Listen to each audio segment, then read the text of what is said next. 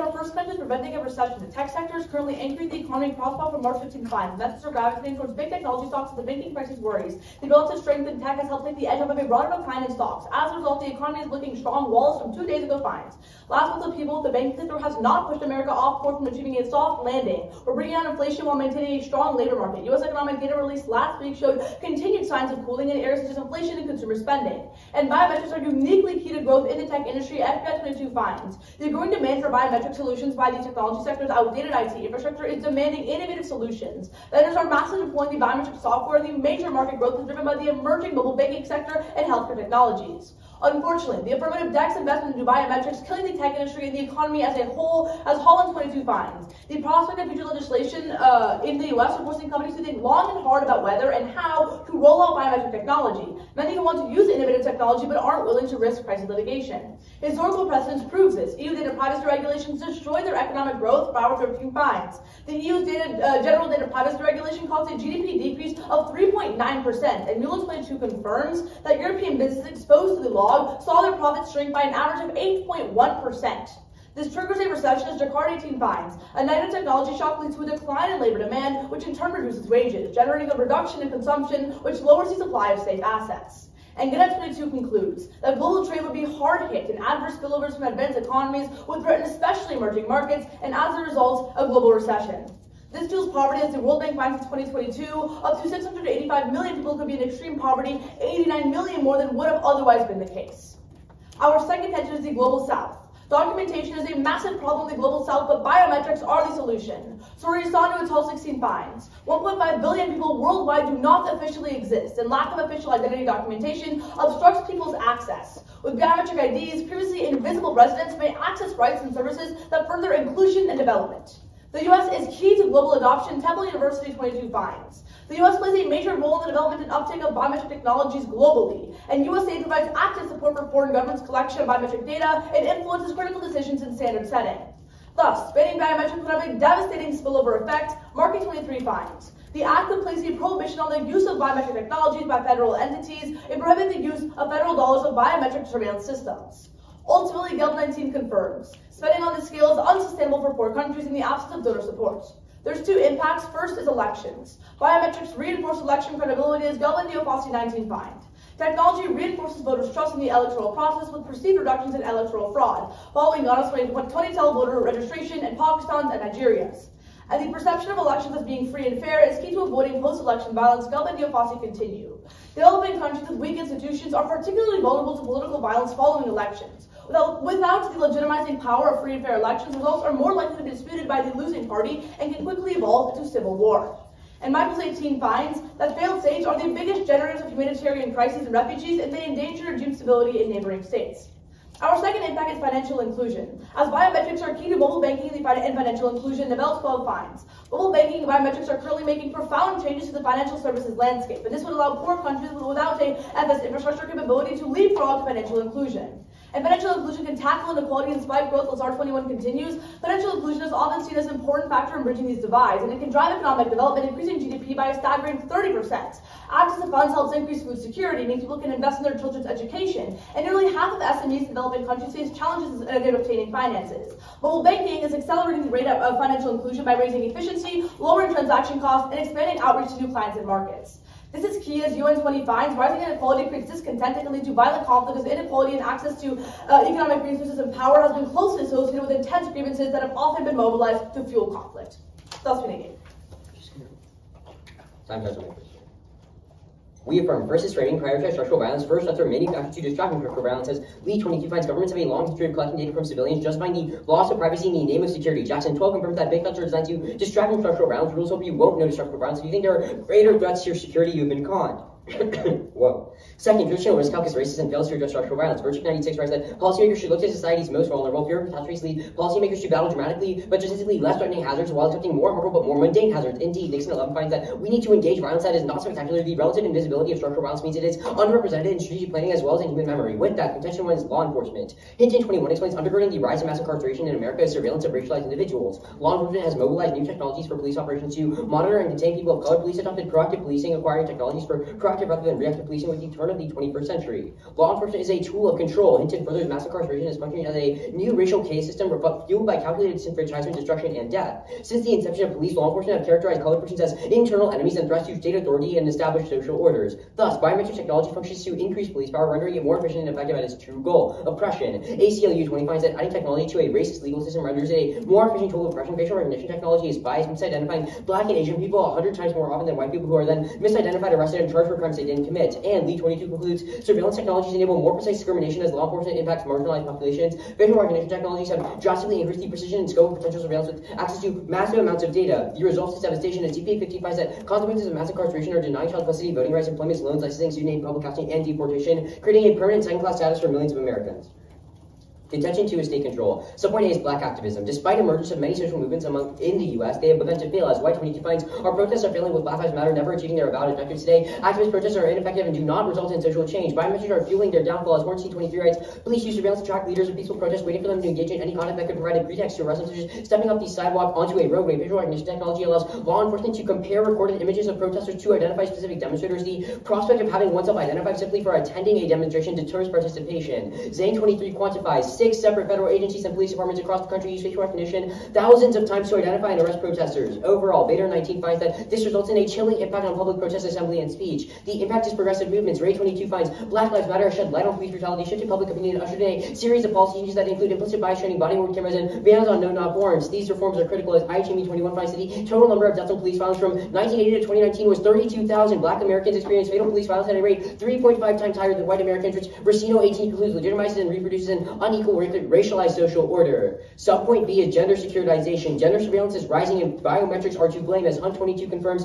algorithmic gender recognition assesses an individual by identifying bodily landmarks and contours. Algorithmic gender recognition corporate use exists under tailored advertisements and gendered apps, and furthers that travel and migration have become overwhelmingly managed through gender-encoded biometric data used by facial recognition systems. Overall, biometrics are being used in countless smaller instances that seem benign but collectively reproduce a particular view of gender into our socio-technical fabric. Biometrics definitionally deny any self-identification. As Cura 11 explains, the assumption that the classification of male or female is a permanent feature of the body underlies the rationale for use in identity verification. Hunt 22 corroborates biometrics are predicated on bodies and identities being static because algorithms are encoded with a binary gender.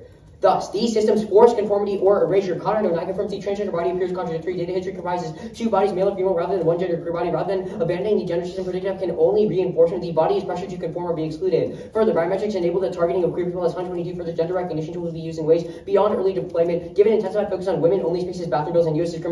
discriminatory laws, AGR could alert when the wrong gender enters spaces. The impact is the erasure of the trans community. The Lemkin Institute 22 concludes anti-trans hostility in the U.S. seeks the complete eradication of the trans identity, calling for policies that criminalize trans life. All attempts to further marginalize transgender identities contributes directly to high levels of societal violence as well as mental and physical health challenges, thrusting them outside the community of moral obligation if they fail to conform to the norms. Thus, we affirm.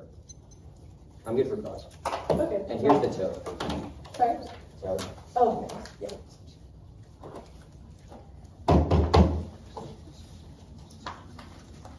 Okay. Since I went first, I'll take this question. Sure. Let me put my timer. So, on your first contention about law enforcement, what concrete indications do you have that FRT actually increases disparities or arrests of Black people? Sure. So our evidence tells you that there's been a 500% increase in incarcerations over the past 40 years, and that's likely due to the fact that biometric surveillance is the latest and greatest in terms of surveillance. Okay, so 40 years. BRT, I'm sure we can all agree, were not implemented 40 years ago, much less even 20. It was probably around 10. I don't think this matters as long as we control. No, it most definitely matters because yeah, sure, go ahead. Okay. I don't think this matters as long as we win that the uniqueness controls the direction of the link, and the fact that arrests have been increasing over time probably indicates that biometrics being the leading surveillance tool is important. So if you want to talk about uniqueness controlling the direction of the link, let's look to, for example, protests and arrests during the war on drugs. There was absolutely no BRT, but per your own analysis, arrests were just as high, and you saw a massive amount. You're saying there's no facial recognition technology used during the war on drugs? No, I'm saying that, yeah, war on drugs was primarily done through just literally barging into people's communities. If you read evidence that there will be, then we can talk about it. I'm 99% that's not true. Ben can find evidence later, but insofar as arrests were increasing and the fact that people are being arrested for more petty crimes during the war on drugs, and our evidence indicates that people are more often targeted for those petty crimes when they're minorities tracked by facial recognition, that's probably flowing to the app. When do you I'll think take a BRT question. was implemented? I don't know, like 20, 30 years ago. I don't have an exact date. I'll take a question though. Okay, go for it. Why did the EU's regulations decrease GDP? Sorry, what? Why did the EU's regulations decrease GDP? Or what is the evidence attributed to? Are you talking about, well, we have two pieces of evidence. I'm talking about like the GDP decrease, not the Yeah, okay, so Bauer. Yeah, I mean, why? It's very simple. It's per our argument that when you have regulations on the amount of data that can be collected or, shared around, for example, with a BRT regulation or less extreme than ban, which would be much worse, you decrease the amount, you scare investors. Tech is very, very key to the economy per our FBI evidence. That's very simple. Yeah, that's a nice story, but your evidence says it's about the right to be forgotten in the line before that. Yeah, that's the same. The right to be forgotten is not the same as banning biometric. Yeah, that actually works for us because a regulation, which is not the same thing as literally banning an entire Wait, you're taking an empiric that's about a completely different form of regulation that allows people to be. Can I finish? Yeah, sure. That allows people to be forgotten off the face of the internet and attributing it to banning biometric technology. Those are not the same. The right to be forgotten. Very similar. The reason why is this: it all relies on a regulation of a sector of a part of the tech sector, whether it be BRT or the right to be forgotten. So by ban thermometers, does that cause an 8% decrease in EU GDP? Sorry, it's all a kind of data that you are restricting, which then scares investors. The reasoning is very simple. Okay, so you're telling me that any ban on any sort of technology in the tech sector will cause the impacts that just happened? No, because the right to be forgotten does talk about the kind of data and so any ban on data would cause that decrease. No, not just data. It's kind of the data. The right to be forgotten. The right to be forgotten. If I have an article written about me online or I have a tab page, means that can be erased and I'll be fine. That has nothing to do with biometrics. It's just not. It's not what our evidence is talking about, but that's time. Just ask. On framing, vote for the team that best improves the material conditions for marginalized groups. One, it's the best benchmark to evaluate whether you've actually rejected structural violence. I think so too, an unyielding concern with moral goodness undercuts political responsibility. Such tactics entail imposing just hard to be them asserting any moral good beyond the clean conscience of their supporters. It is often a form of complicity and injustice and it alienates those who are not true believers. But second, hollow hope without focusing on material improvement strategies that make surface level changes can be an excuse to cover up broader abuses. On their framing, one, our uniqueness proves that these threats are real. Jackson isn't specific to our arguments about war and existential risk theories. But secondly, the government can do both. We passed the Civil Rights Act during the Cold War.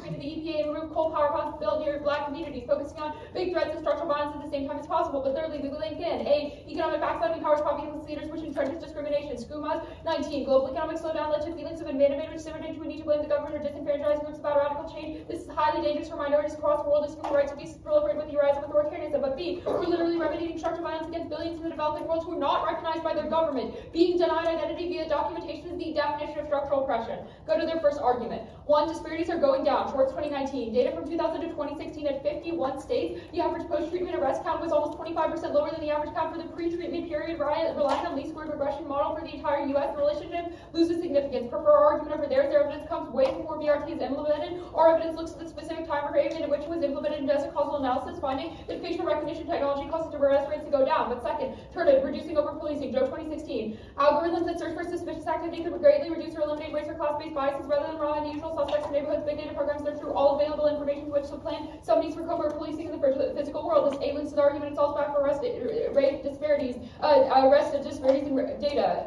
But third, turn against them accountability. Biometrics, increased documentation. Ferguson 2015. Focusing on big data sources also provides the potential for increased documentation. The record limit who police stop looking through the documentation of big data searches and comparing them with the justification for stop will help police develop better training tools and build stronger accountability measures. This outweighs their argument on time frame. Even if there's a short-term spike in investigations in the long run, better visibility means human rights organizations could put pressure on cops. But fourth, turn against them politics. Biden needs political capital to expend political capital on police reform. Canada 23. Biden is trying to strike a balance on police reform as Republicans accuse his administration of being soft on crime. The George Floyd Policing Act would impose new restrictions on the use of deadly force to eliminate legal protections that shield officers from civil lawsuits. AFSAP's political capital destroying these efforts. Actually 21. A congressional push for federal privacy legislation amended by political capital to overcome strong bipartisan resistance. This outweighs their argument on scope and protects against all forms of government disputes. Comparatively, racist police officers have numerous other forms of surveillance with which to oppress people absent BRT. On their second subpoint. 1. Courts chap. Johnson all 23 explains the U.S.'s strong civil liberties guaranteeing the freedom to protest. The fear that police tech will lead the U.S. down the path towards dystopia is a slippery slope argument against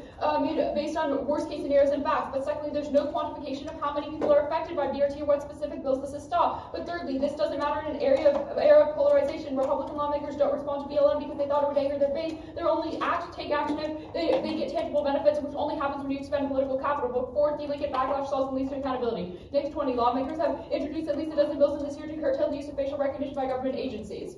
Then go to their argument about trans lives. One, biometrics aren't tied to gender. They map ratios and facial proportion or fingerprint patterns. It's way less influential than people determining gender. But secondly, it's reinforced in numerous other ways. Heterosexism in school, healthcare, media, etc. all means this consumption is widespread. But third, FRT works is not biased. Parker 22, according to data from the recent evaluations of the top 150 algorithms, are over 99% accurate across demographics. Fourthly, it doesn't take into account race or gender. Howard et al. 21. We quantified the degree to which gender and race features influence face recognition similarity scores. Demographic clustering accounted for only 10% of the score variation, but fifth turned against it because of healthcare. Medina et al. 21. Transgender populations face an increased likelihood of developing cardiovascular disease. Rate of chronic diseases are twice cisgender populations significantly more likely to live with HIV. Scaling up biometric stalls. Lead all 20. The program cutting ER visits in half and reducing hospitalizations by nearly 90%. Biometric data enable providers to preemptively identify health issues before they become a big deal. This AI with their argument on scope, we tangibly improve the lives of trans folks across the USA, marginally change older de-entrenched perceptions, but being a prerequisite is key to providing mental health care for trans people who are facing the bias in today's life. I'll send a mark doc. Cool. The order will just be frontlining and then their case. Is anyone not ready?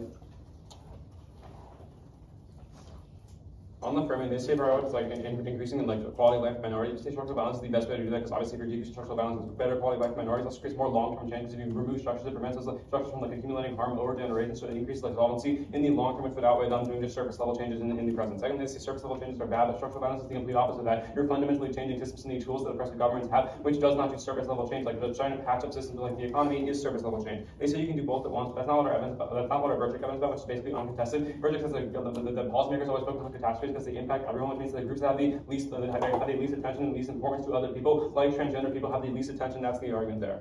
On policing, first they say that arrests are going down. Their evidence in general, not specific to biometrics, also 22 finds that FRT deploying agencies have 55% higher black adult arrest gaps compared to the counterfactual non-deploying FRT, a 55% increase in black adult arrest rates and 21% decrease in white adult arrest rates. That like takes out their like non-specific their non-specific empiric, but also takes out all their other terms of like over-policing, because obviously it's not working in policing, it's increasing for black communities. But secondly, on over-policing,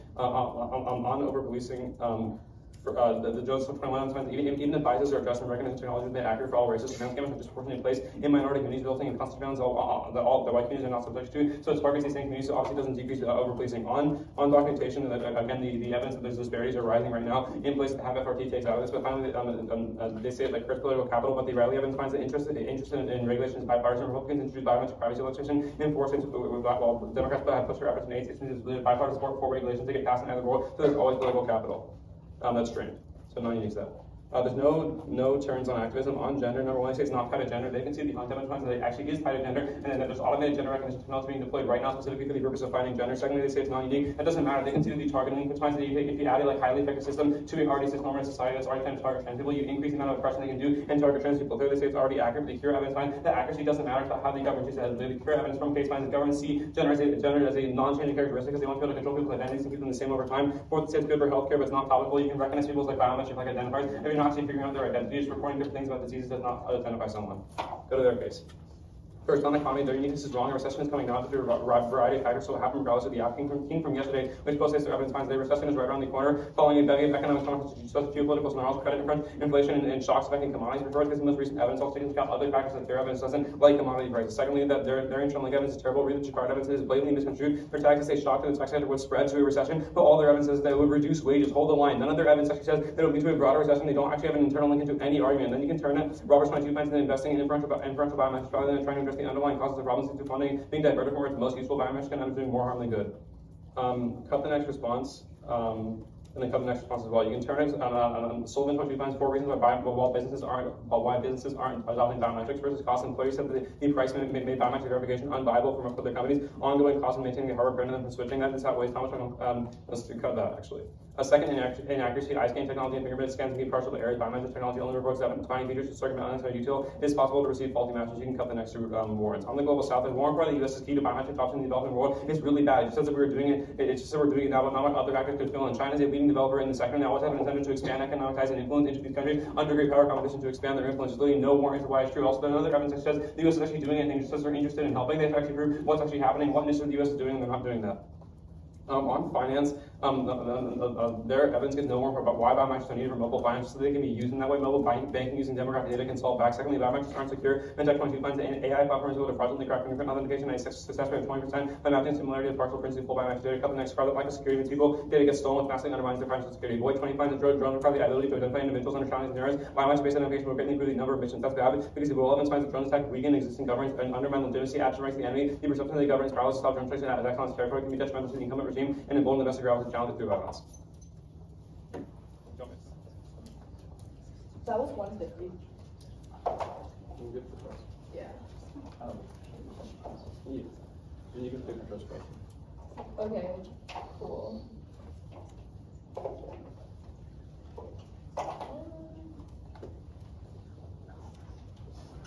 So let's talk about your argument on like gender disparities. Yeah. You said that there's some evidence claiming like the government is using technology to target trans people. What evidence is that? It's the Hunt evidence. Well, yeah, it's the Hunt evidence.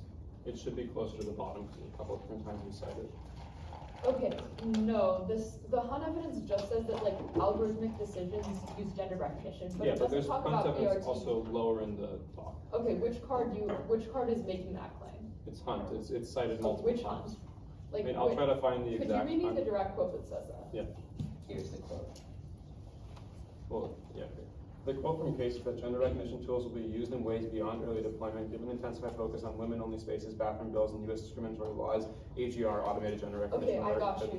The problem is that's a gender recognition tool. We're talking about biometrics in this debate, and you've conceded the evidence that says specifically biometric recognition technology, only 10% of the like similarity score is due to gender, because of course there are like huge amounts, like numbers of people in the population who are like whatever gender, like just knowing someone's gender doesn't allow you to actually identify that person. Yeah, the problem is the Hunt evidence is talking about automated gender recognition in the context That's of biometrics, like no, facial it's features. not. That is what it's talking about. You can't just assert it's in the context of biometrics. Travel and migration. Okay, the evidence says that travel and migration have become overwhelmingly managed through gender-encoded biometric data used by facial recognition systems, and it's saying that we're specifically developing tools that focus on gender recognition. Does it cite any empirical studies of these biometrics? It cites empirical examples, like it's being used in corporate uses, tailored apps, and specifically in border control. But none of that is saying that it's used to categorize people on gender. That is what it's saying. The rest of the argument says that too. Automated gender recognition is recognizing someone's gender, and all the other evidence, like Kira says, that the government inherently sees that as a binary. Study is saying it's not actually doing. But that's analyzing specific algorithms. Our evidence is specific to the government and says that their incentive. No, it's not. Our Kira evidence is specific to the government. It says when they look at biometric data,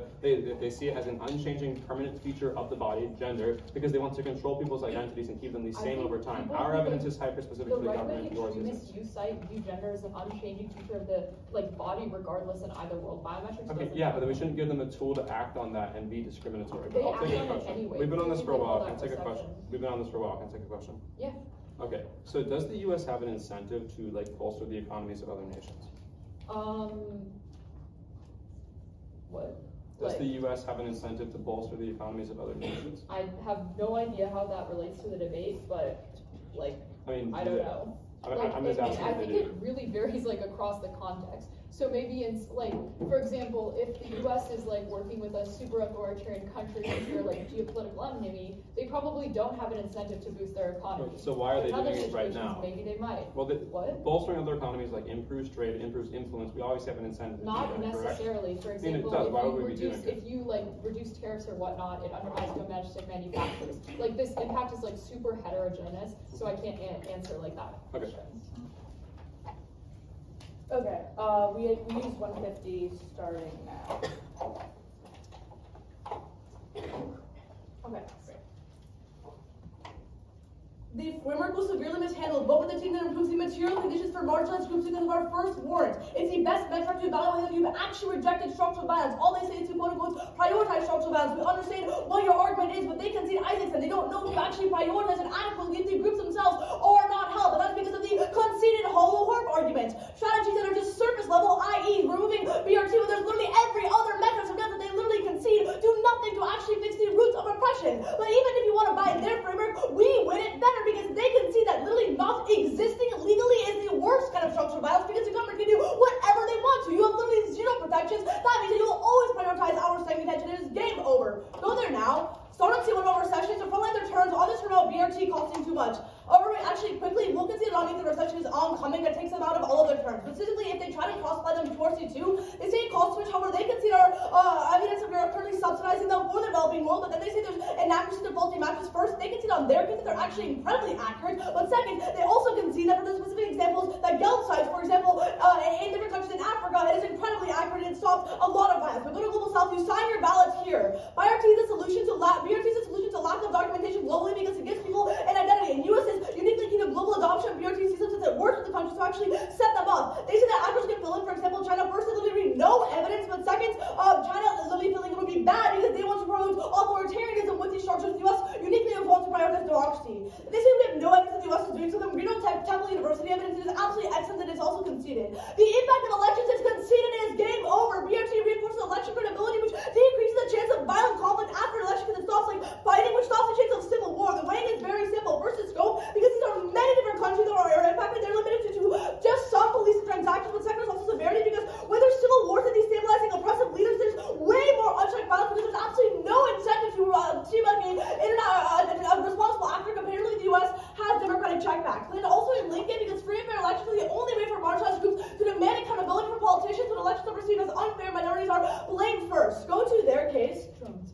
On drones, turn-in, decapitation strikes. Johnson is RB16 fines. Drones that remove terrorists from the battlefield, the loss of valuable skills, reasons, or connections, hinders the terrorist organization's ability to continue producing violence. And I'll wait on prayer, even if a bunch of low-level ground recruits join the terror organization, there's no leadership, their operations don't do enough damage, also they don't really have uniqueness. Go to their case. Extend the non-unique. Conspiracies are actually massively decreasing in black and white arrests. Say the release of Johnson evidence over two key issues. First, it only lives at like 2 years, ours at 10 years, and second, ours is at way more police stations. So I would prefer ours until the arrests are not increasing. That's because it actually reduces over policing because it is uniquely more accurate. It's not like it's not an act. Then except the third term, the BRT actually is key to increasing accountability because at least they paper trail for human rights organizations to check back on. They say, well, the uniqueness takes it out, but if the uniqueness is proven wrong by us, then it clearly shows that in the long term you solve. But then you can also tell that BRT is not related to gender. There are tons of other heteronormative structures, however, they consider something 10% of the actual BRT identification is gender. It's very rare to think that you're not going to vote on that contention. Cool. How much better? We took a minute 5. We'll take the rest now. I guess everyone's framing. Then our case, their case.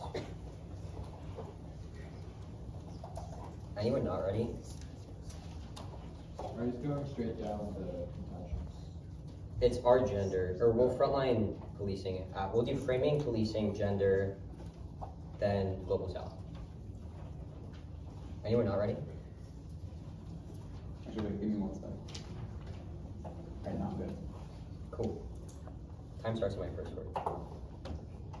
This framing debate is probably the stupidest framing debate we've ever had. There is literally no difference in between our framing. We are both telling you to prioritize structural violence. They're just telling you a way to measure that. Even if you want to believe that the best method to evaluate is to vote for the team that increases the most material benefits, they're going to link into either one by saying that developing world documentation is the worst form of structural violence. But when you're literally starting a genocide by having the government target specific groups by collecting that data, that's on net worse because at least the people that aren't identified can't be targeted. But when you're identifying people for the sole purpose of genociding them, that's worse.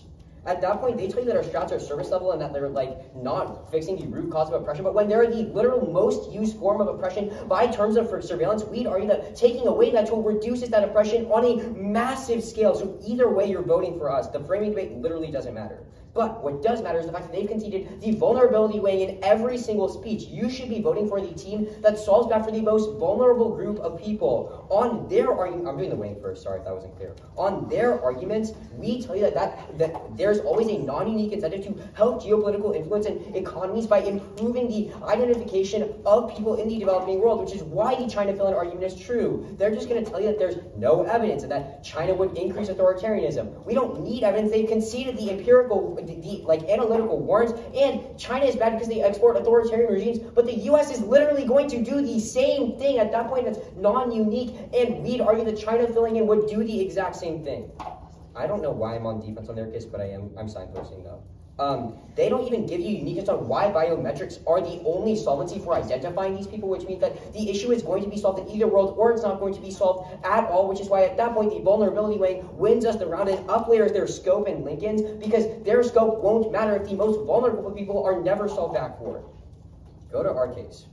On the terms on gender, Johnson is literally the most specific evidence on the topic. You should call for it. It does the comparative and finds that there is a 55% increase in arrest rates compared to counties that don't use facial recognition technology. That kicks us out of all the terms. Extend gender. Gender is the cleanest argument in the round. Biometrics use in gender recognition technologies are a tool of cisnormative society designed to appear benign and inconsequential, but definitionally operate under the idea that gender is binary and unchanging to ensure that individual identities remain constant for secure identification and control. It hands massive power for the government to inevitably surveil career populations and control their every action and target discrimination. This is systemically erasing trans people from society, implicitly instilling the idea that they don't belong by denying them access to everyday systems controlled by biometrics, creating huge psychological harm, suicide, and removing any moral imperative to treat them as human. Their only response is 5 seconds over time and says that there's a 10%, only 10% of tech tracks gender. The Hunt evidence is the best evidence in the round. Call for it. It tells you that AGR technology is being used holistically in every sector like tech and health and travel, and tells you that gender recognition technology is increasing in prevalence, even if it's only 10% now, only more in the future. But even if it's only tracking 10% of trans people, those are the most vulnerable people. Those are the most vulnerable to their active genocide by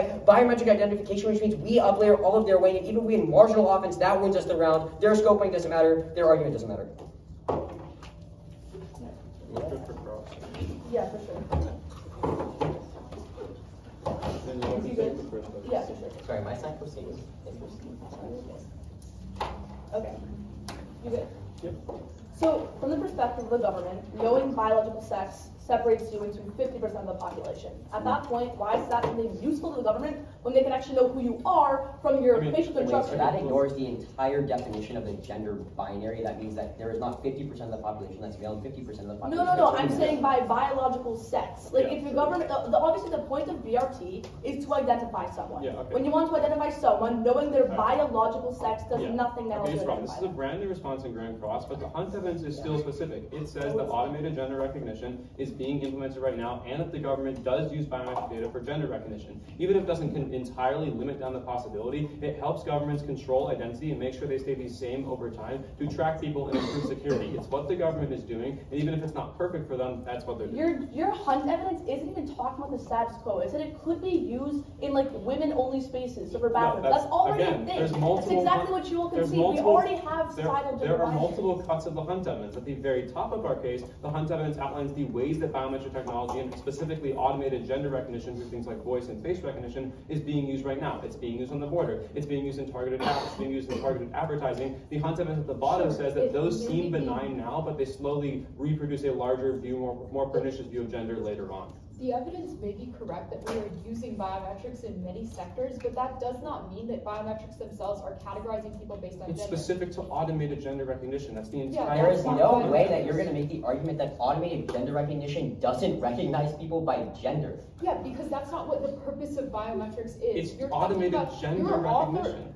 Yes, you're talking about a specific technology, automated gender recognition, that is not what we're defending. Let's read. Let's go back to the It's still biometric recognition. It's a subset of that. No, because we've given you the warranting that you literally can't recognize by someone by their gender. Travel and migration Grand becomes. Crossfire. You gave the warranting Grand Crossfire. Can we just go back to the Hunt evidence? Because I'll read what we read in the case. Travel and migration have become overwhelmingly managed through gender-encoded biometric data. That is literally the most specific you're ever going to get. Gender can become a part of it, but again, it's only literally less than. If gender is a part of the way the government is identifying people, they are actively using that. Hold on. It's also not just about like identification too. The main link of the argument is also targeting. They can use the surveillance to find people. It doesn't matter if it's just 10% of algorithms. It's not contextualized. Even if 10% of algorithms recognize like gender, sure, that's like even if we concede that 10% of algorithms is probably what the government is going to be using. The larger. None of your evidence says they're actively like using Hunt it. is so Hunt is saying. Hold on.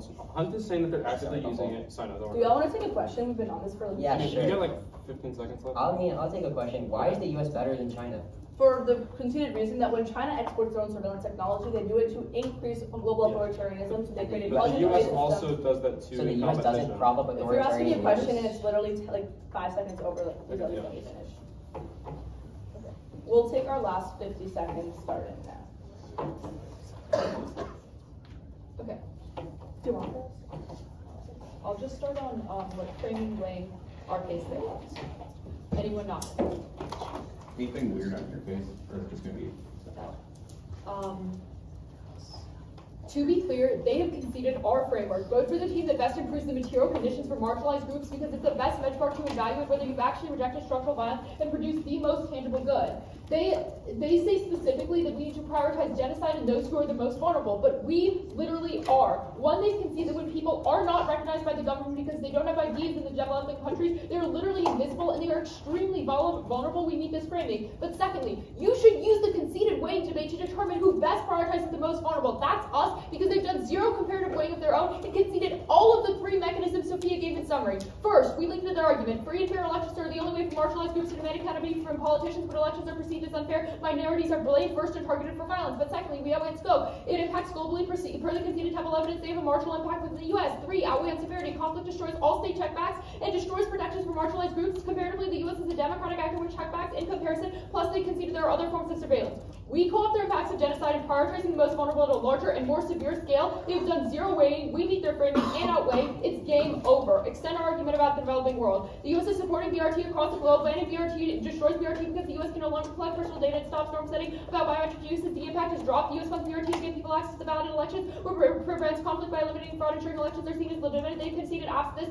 People challenge results, triggering political violence that escalates to civil war. They say, firstly, China will fill in. One, there's zero evidence. China isn't a main exporter and it doesn't have the resources. The only evidence read on the question is Temple, which says the U.S. is specifically key, but even so, China's worse because it does authoritarianism. Then they say we haven't read any evidence that biometrics are the specific solvency. All of our link evidence is about this. Gelb has conceded that says that it's uniquely key for elections. Even if you don't believe our argument, it's game over on their case when they can see the accountability turn. When we have more big data sources as opposed to relying on people's individual biases, that leaves a data trail which allows you to check back on bias by law enforcement. For example, at the border, we can see if people are disproportionately targeting trans people, which means human rights organizations can check back on this. All of this was extended summary and not answered. No new implications in the next speech. We have 15 seconds of prep, or 12 or something.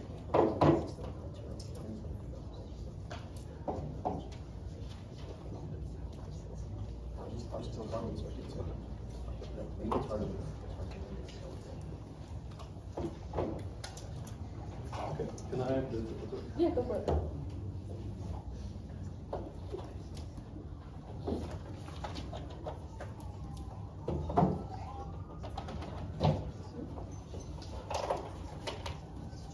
Okay, anyone not ready? It's going to start with the framing and the weighing, our case, their case. We need context. Yeah. Are you doing the turns after the Turns before our main argument, the accountability turn. Yeah. Wait, turns before framing or turns after framing? Sorry, turns after framing, then our actual argument. Got it. Anyone not ready? Cool. This round is super simple. We've conceded to their framing that we increase quality of life by minorities by stopping a genocide. Obviously, that increases quality of life. On the weighing, they completely misunderstand the weighing that VEER does. All of their weighing is scope and impact weighing, but VEER uplayers in summary and says that vulnerability is what matters. They've conceded there's always alternative incentives for governments like the US and China to always solve for the economic impacts of their countries and identity verification requirements because it bolsters their own economies and it increases their international influence. That means regardless of whether their impacts outweigh on scope, they always get solved for in either role because every single actor has galvanized support towards it, which non-unique to all of their impacts, meaning the only unique offense in the round is our gender argument because no one's focusing on the trans community because they don't have any incentive to ever do so. We're the only risk of offense in that round. We're uplaying. It doesn't matter about the impacts. What matters is the solvency level of the analysis, and we're the only team providing solvency for the arguments. Like that vulnerability weighing in the uplayer is completely conceded. The weighing is over right there. They say that their argument is worse because it makes people invisible. We also make people invisible by targeting them and creating a genocide of trans people. It's the exact same thing. The vulnerability weighing comes first.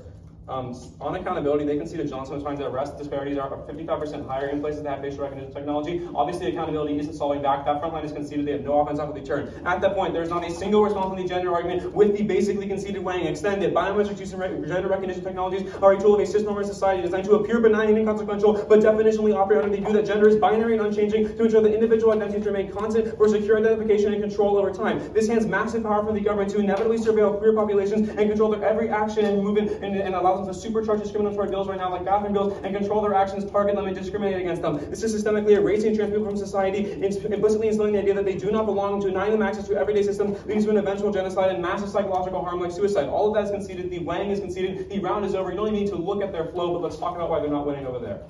They've conceded terminal defense that China can always fill in. They say there's no evidence. It doesn't matter. They've conceded all the warrants that China has the incentive to do so because it expands our geopolitical influence under great power competition, and they're one of the leading developers of this technology. They say it's worse because they do authoritarianism. They concede that the U.S. also does authoritarianism, because when you're competing, you prop up authoritarian regimes, which is terminal defense on their case. They have not interrupted the warrants. There's terminal defense. We're winning the Wang. There's no response on our argument. It's a really easy F ballot.